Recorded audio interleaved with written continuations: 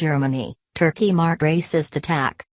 German Chancellor Angela Merkel warned Tuesday that right-wing populist rhetoric can lead to violent attacks, as she and Turkey's foreign minister marked the 25th anniversary of a firebombing by extremists that killed 5 Turks and shocked the country at the time. The firebombing in Solingen, north of Cologne, on May 29, 1993, was the deadliest in a series of racist attacks that raised international concerns following German unification in 1990. 2 Turkish women and 3 girls died when fire raged through their building, and more than a dozen other family members were severely injured. Saying that Germany has a special responsibility to combat racism because of its Nazi past, Merkel suggested, without mentioning names, that inflammatory tweets and statements like those from the Nationalist Alternative for Germany party and other right-wing populists could have grave consequences.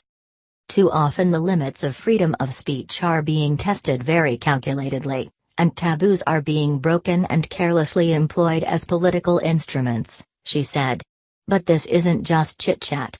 We're playing with fire. Those who with their words sow the seeds of violence must at least be aware violence will come to harvest.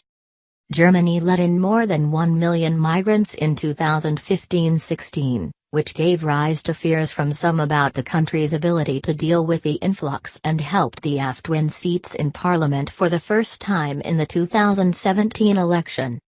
Merkel was joined for the commemoration by Turkish Foreign Minister Mevlut Cavusoglu at the state governor's office in Düsseldorf along with 75-year-old Mevlut Cenk, who lost 2 daughters, 2 granddaughters and a niece in the blaze.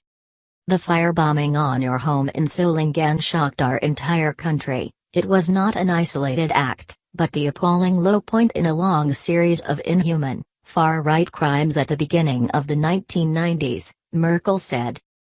Still today, she said, people in our country are being demonized and attacked because they are asylum seekers or refugees, or because they look like them because of their skin color, and it doesn't matter how long they have lived here. After the 1993 firebombing, fears ran high in the country's large Turkish community, and protesters, among them many German Turkish youths, put up barricades and fought street battles with police in Solingen. It was the victim's mother and grandmother, Mevlut Cenk, who appealed to everyone in the country, Turks and Germans alike, to overcome the hatred and reach out to each other. The death of my family should open us up to be friends, she said during a memorial ceremony a few days later. Let's live together hand in hand. At Tuesday's commemoration in Düsseldorf, Cenk said she was condemned to live a life in darkness after the killings, and I am praying that nobody else will have to suffer this pain. Around 2.8 million people of Turkish origin live in Germany. They were initially brought as workers to help rebuild the country after World War II.